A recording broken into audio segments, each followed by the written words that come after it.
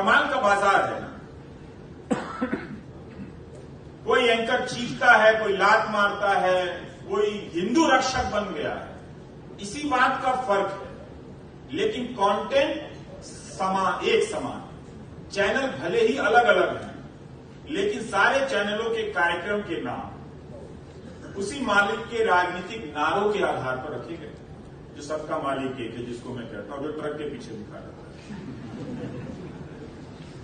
तो अलग अलग कंटेंट की तलाश में चैनल बदलने वाला दर्शक,